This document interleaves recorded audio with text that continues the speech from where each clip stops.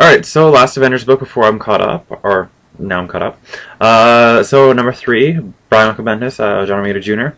Part of the next Avengers storyline in the new Avengers book. So let's hop into it, alright? So I kind of got your stereotypical regular recap page, kind of showing the big cliffhanger at the end with the Horsemen of Apocalypse, which are all Avengers. So let's continue in here. We have a kind of a opening here that's kind of like two kids. One's looking at binoculars, and the other one's kind of just sitting there watching. I thought it was kind of cliche and tried and true, and like it's done. Just get over it. So I thought Bendis could have used a better opening. He's a great writer, and so I thought, you could write something better. And then Thor comes thrashing through it. He says 1,000 pardons, and then continues on his merry way. So I don't know. I've seen it before. It's not that exciting. Let's keep it to a minimum. But I will say that I did love this awesome little splash page here. Got Spider-Woman, Wolverine up top, Apocalypse in the middle, Thor, the Horseman Spider-Man, oh shit, the other Spider-Man, Novar, Iron Man's in here somewhere. I was having trouble matching up where my fingers are. I remember the book is. And then you got Cap and Hawkeye inside. So I just think it's a really good splash page. Great job, JRJ. RJR. There's more battling. I thought Maria Hill's characters kind of stepped it up. She's kind of really into it and kind of just like, according to old S.H.I.E.L.D. files and Avengers files, blah blah blah. And so I just kind of thought that maybe that's kind of cool the Avengers to have. So in case they ever need anything, there's a resource. They're not just depending on Tony Stark the whole time, which is kind of cool. Moving on. Oh, there's another little scene that I really liked. The Scarlet Witch version, or the Horseman version of Scarlet Witch kind of hexes Tony. He falls, and then in the little few subsequent pages here, Spidey's going and going, trying to make it. Ends up catching Tony, and they have like a nice little chat. Or Tony's like, "I thought that was it." Spidey's almost thought it was. Hear ya. And then they go back to the battle scene here, and just some more battling. It's nice. Nice JR there. And then Tony suits up again.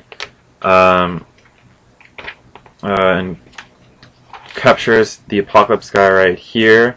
So that's kind of cool. I don't really understand how he did that. Apparently he's got like some time stream machine that he can pop things away in. And then you see this gorgeous shot of Thor taking out all the Horsemen at once, which comes to the conclusion like, why did you not do this before? Yeah.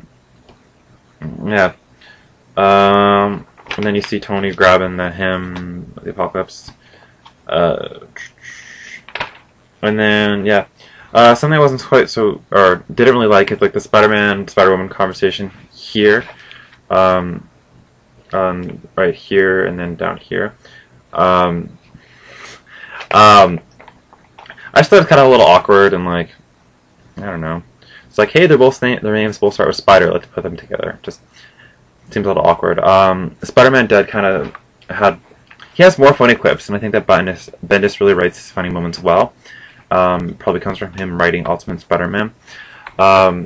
Just kind of, I don't know, just little Spider-Man stuff. It's funny.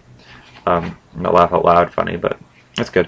And then you kind of see on this page here, sorry, Maria Hill's kind of devising a plan. So she splits up the group into two, and one of them is going to go with Norvar and help him fix the time machine, and then the other group's going to go, and that group's going to go into the future.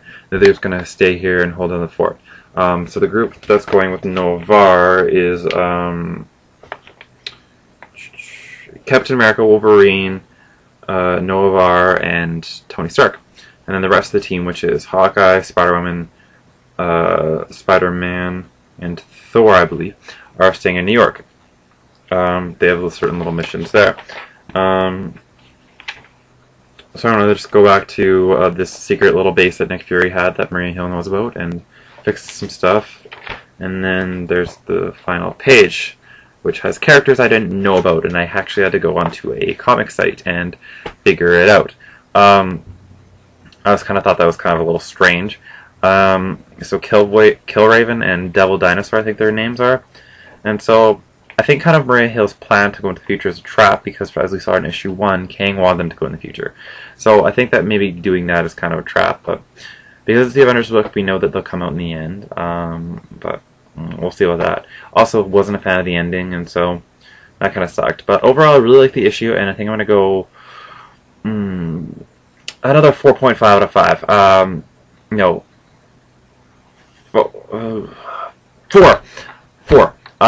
So you can probably still check this issue out. It came out in July, at the end of July. So you can probably check it out, and I think the next one comes out in about a few weeks. So check it out if you still can. Sorry I'm mumbling, it's late and I can't talk, I guess. Have a good one, guys.